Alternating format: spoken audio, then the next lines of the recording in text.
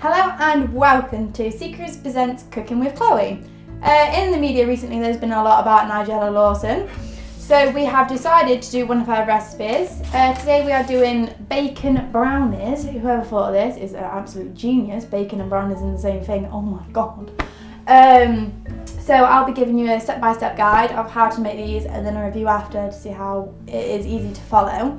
I'll be joined by my glamorous assistant, Courtney, today.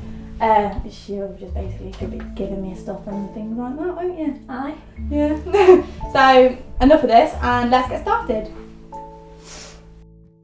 Okay, so first things first, you need to preheat your oven. It needs to go to 190 degrees unless you've got a fan assisted oven. So I put mine down to 185 just so it won't cook as fast. The next thing you need to do is get a non-stick pan. I put a little bit of oil in this, just rubbed it around a bit so there's no actual oil, but it makes sure the bacon doesn't stick to the pan because you don't want sticky bacon, not really.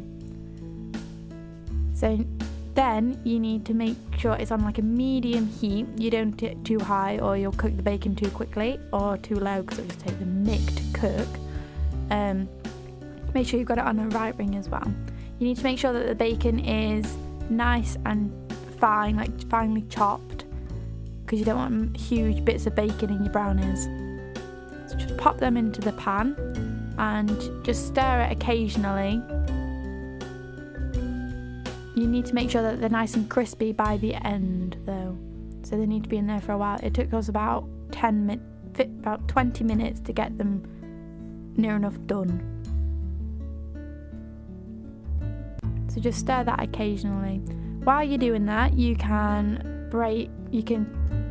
crack 4 eggs.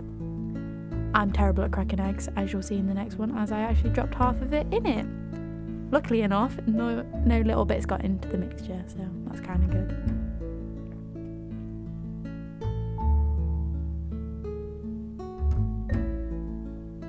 Now with this, you need to beat it, and I mean beat it, not whisk it. Don't use a whisk, use a fork and beat it.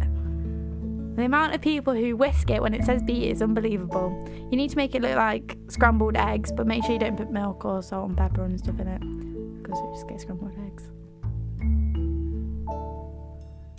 So once that's done, go back to your bacon, and you need to add some golden syrup to the bacon to get the correct flavour.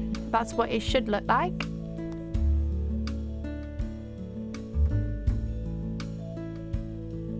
So you need to put the bacon onto a cold plate. I put the plate in the freezer to make sure it's extra cold because it stops the bacon from actually cooking. Make sure you don't get as much juices on there. You can use the juices with bread and stuff like that, just as a nice dipping sort of thing. Kind of Greek in a way. Greek and American.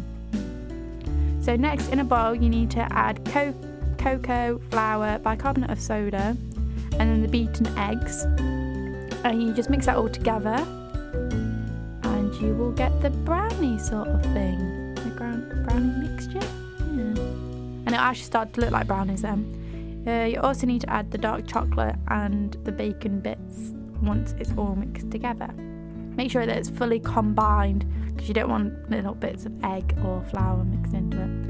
You then need to pour it onto a grease and paper lined baking tray. Make sure it's nice and even because you don't want like loads of bumpy bits, not really. I use my spatula for this. Make sure you get it into all the corners to help you get nice even brownies.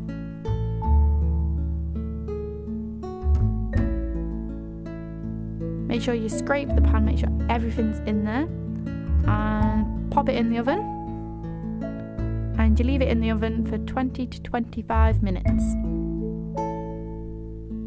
Just cut them into small either squares or rectangles and you're done.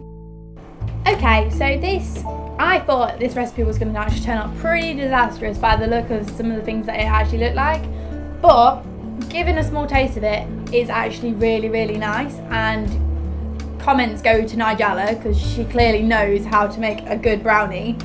I would definitely recommend this recipe. It's really easy to follow. Just follow everything in the instructions and you'll get the perfect outcome that you really want. Just make sure you leave it to cool because mine's still quite soft, even though I've left it for about 10 minutes now. Just make sure it's quite firm before you pick them up or they will fall apart. But overall, this is a really good recipe and I really recommend it. Okay, right, I'll see you next time. Bye!